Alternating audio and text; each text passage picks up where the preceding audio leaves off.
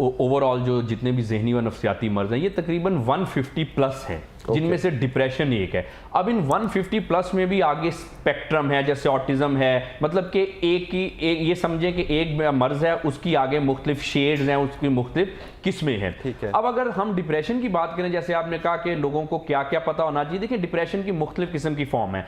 आमतौर पर mild depression भी है, फिर मॉडरेट है, फिर सीवियर है। जैसे भी आपने 72% का जिक्र किया, तो यकीनी तौर पर ये जो रिसर्च है, ये 72% लोग जो है 72% जो आबादी है वो बीमार नहीं है, लेकिन बहरहाल उनको ज़हनी तौर पे वो हम कह सकते हैं कि बहुत ज्यादा सेहतमंद नहीं है, थोड़ी बहुत स्ट्रेस है, जितना उनको खुश होना चाहिए वो उतना नहीं है। कोई भी मसला, डिप्रेशन हो या कोई भी मसला हो, एक हद तक हम उसको नॉर्मली कंसीडर करते हैं कि जैसे आमतौर पे लाइफ है तो कुछ थोड़े बहुत मसले तो आएंगे, कुछ सर्कमस्टांसेस हमारे टफ हैं, कोई ट्रॉमा है तो थोड़ा बहुत परेशान होना, गमजदा होना, ये इंसान की नेचर है, ये नॉर्मल है। अब यहां तक तो एक, इसके बाद जब हम शुरू करते हैं, रेड लाइन जब क्रॉस कर जाते हैं किसी भी चीज में, वो चाहे एंजाइटी है, वो स्ट्रेस है, डिप्रेशन है, कोई साइकोटिक इशू है, कोई ऑटिज्म स्पेक्ट्रम का मसला है, या किसी किस्म के भी और, जैसे मैंने आपको बताया कि 150 से ज्यादा ज़हनी व नफ्सियाती मर्ज हैं, उस रेड लाइन को क्रॉस करने के साथ हम उसको कंसीडर करते हैं कि अब ये चीज एक मर्ज में बदल गई है। अब जहां तक आपने शुरू में बड़ा अच्छा इंट्रोडक्शन दिया, बड़ी अच्छी आपने एक बात की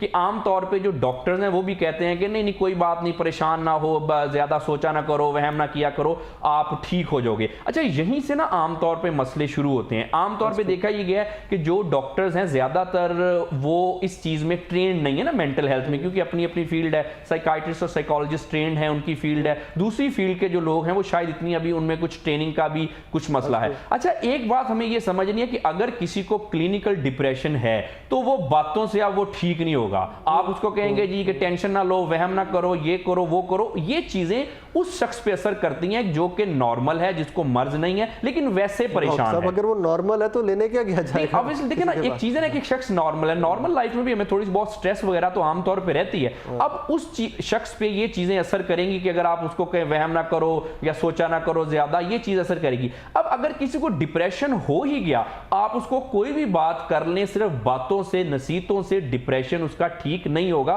उसका हमें पूरा एक प्लान करना पड़ता है, एक ट्रीटमेंट प्लान होता है। आप देखें कि बहुत सारे लोगों को मैंने अपने भी मेरे एक पर्सनल एक्सपीरियंस में आया है, वो कहते हैं नहीं नहीं क्या लेने जाना है आपने किसी डॉक्टर के पास, ये बस आपको ना ये सोचा ना करो, आप ये ना किया करो। आप इस चीज को अंडरस्टैंड करें कि जैसे हमारा लेट सपोज अगर पेट खराब हो गया, उल्टी सीधी कोई चीज खा ली, कोई जर्म्स ने अटैक कर दिया, अब वो हमारा पेट खराब हो गया, अब उसकी कोई ट्रीटमेंट होगी तो ठीक होगा। इसी तरह डिप्रेशन के मर्ज में या दूसरे अमराज में हमारे जो ब्रेन है उसमें कुछ केमिकल इम्बैलेंस हो जाता है। अब वो केमिकल इम्बैलेंस क्या करता है, वो पेट खराब नहीं करता, वो कोई जिस्म में दर्द नहीं करता, वो हमारे मूड को इफेक्ट करता है, वो हमारी सोच को इफेक्ट करता है। वो जिस शख्स को डिप्रेशन है, आप उसको जितनी मर्जी नसीहतें कर ले, वो नॉर्मल बंदे के जैसा सोच नहीं सकता।